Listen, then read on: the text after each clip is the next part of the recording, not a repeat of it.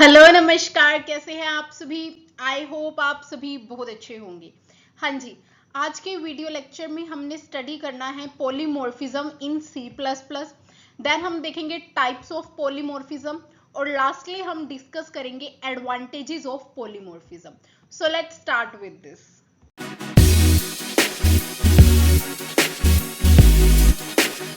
हाँ जी, हमने देखना था पॉलीमॉर्फिज्म। देखो पॉलीमॉर्फिज्म क्या होगा, सिंपल सी बात है।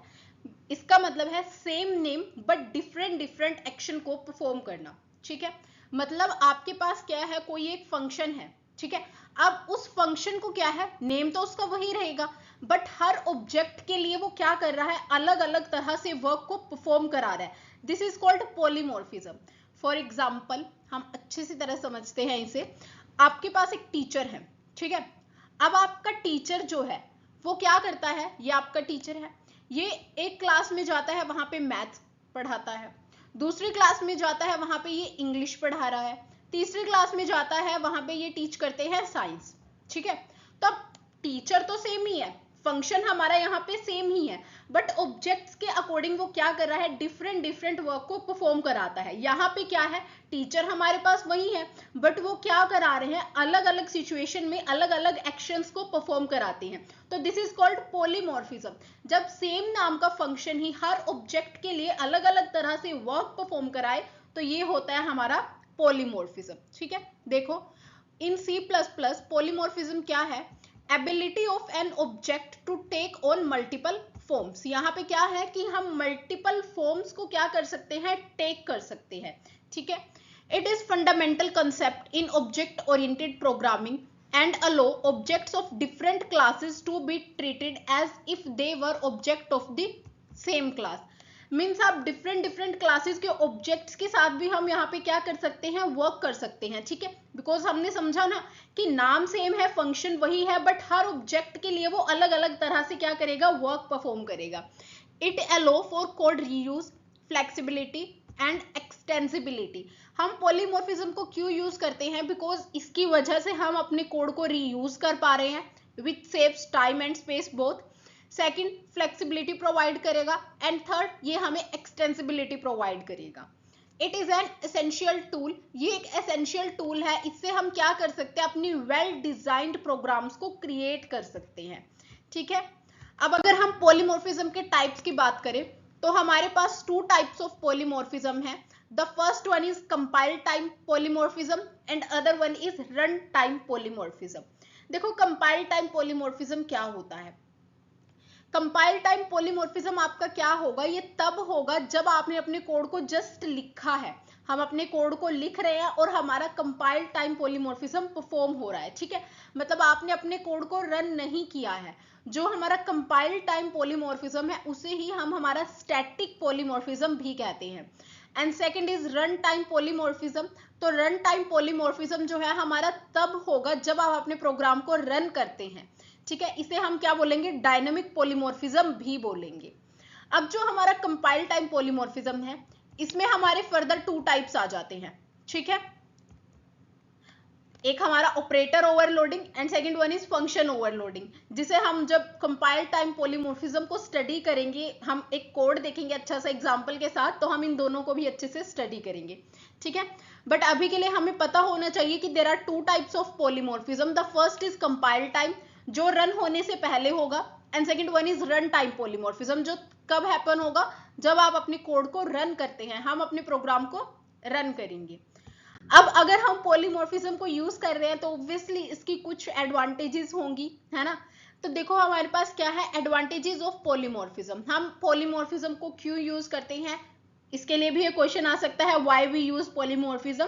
तो हम उसमें इसके एडवांटेजेस को लिख सकते हैं कि दिस आर एडवांटेजेस, तो इसलिए हम पॉलीमॉर्फिज्म को यूज करते हैं। ठीक है, देखो the first one is code reusability. हम इसमें क्या कर रहे हैं, आपने एक फंक्शन को बना लिया, अब आप ऑब्जेक्ट्स के अकॉर्डिंग उससे डिफरेंट डिफरेंट वर्क परफॉर्म करा रहे हैं। फंक्शन तो आपने एक बार बनाया है ना, तो हमने क्या किया, कोड को ही हम रीयूज कर रहे हैं बार बार, हमें दोबारा दोबारा कोड को लिखने की जरूरत नहीं है यहाँ पे। ठीक है, which saves our time and space also. देखो you can use same function name for different purpose, एक ही फंक्शन को डिफरेंट पर्पस के लिए हम यूज करते हैं। जो कि क्या कर रहे हैं, सेव करता है time and avoid writing the same logic again and again. हमें बार बार सेम लॉजिक को नहीं लिखना पड़ेगा, ठीक है, रिपीटेशन नहीं करनी पड़ेगी। Next is flexibility. फ्लेक्सिबिलिटी क्या है यहाँ पे, वन इंटरफेस मैनी इंप्लीमेंटेशन, मतलब एक इंटरफेस है और उसे हम मैनी इंप्लीमेंटेशन कर रहे हैं, ठीक है। इसका मतलब क्या है कि हम सेम फंक्शन को क्या कर रहे हैं, डिफरेंट वेज से अकॉर्डिंग टू आवर ऑब्जेक्ट हम क्या कर रहे हैं, अलग अलग चीजों को परफॉर्म करने के लिए कॉल करते हैं। तो this is called flexibility. Easy to maintain and modify, देखो changes in base class logic automatically reflect in derived class, makes code easier to update and manage. For example, अगर आप बेस क्लास के अंदर कोई भी चेंज करते हैं, हमें पता है कि जो डिराइव्ड क्लास है वो बेस क्लास को एज इट इज इनहेरिट कर लेती है। इनहेरिटेंस के कंसेप्ट में हमने इस चीज को अच्छे से समझा। अब यहाँ पे इसने क्या कहा है, अगर आप बेस क्लास के अंदर कुछ भी चेंजेस करते हैं, मॉडिफिकेशन करते हैं, तो डिराइव्ड क्लास के अंदर वो ऑटोमेटिकली रिफ्लेक्ट होंगी, ठीक है। तो ये क्या है हमारा, हम क्या कर सकते हैं, इजीली मेंटेन और मॉडिफाई कर सकते हैं अपने कोड को, ठीक है। रिड्यूस कोड कॉम्प्लेक्सिटी, देखो cleaner and more understandable code, same function name avoids confusion, ठीक है। द नेक्स्ट इज, हाँ जी, सपोर्ट करता है हमारी डायनेमिक बाइंडिंग को, बिकॉज हमारे पास रन टाइम पॉलीमॉर्फिज्म भी है। देखो in run time polymorphism the function that gets called is decide at run time. Run time polymorphism में क्या होगा कि किस फंक्शन को आप कॉल करते हैं ये आपका रन टाइम पे ही डिसाइड होगा। But in case of compile time polymorphism, run करने से पहले ही उसे पता है कि किस फंक्शन को किस टाइम पे किस चीज के लिए हमने कॉल करना है, ठीक है। बट डायनेमिक बाइंडिंग किस लिए कर रहा है, बिकॉज रन टाइम पे आप डिसाइड करते हैं कि किस फंक्शन को हमने कॉल करना है, ठीक है। Which allow better decision making based on objects types.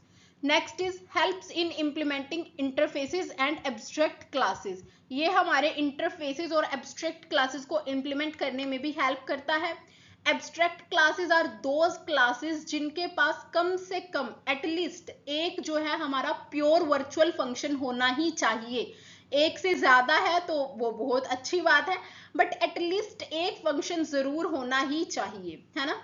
The next क्या है, सपोर्ट्स ऑब्जेक्ट ओरिएंटेड प्रिंसिपल्स, ये क्या करता है, हमारे ऑब्जेक्ट ओरिएंटेड प्रिंसिपल्स को सपोर्ट करता है।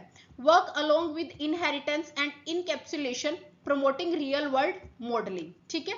The next is better implementation of generic functions, यहाँ पे क्या है, same function name can handle different data types, मतलब हम फंक्शन को ओवरलोड करा सकते हैं।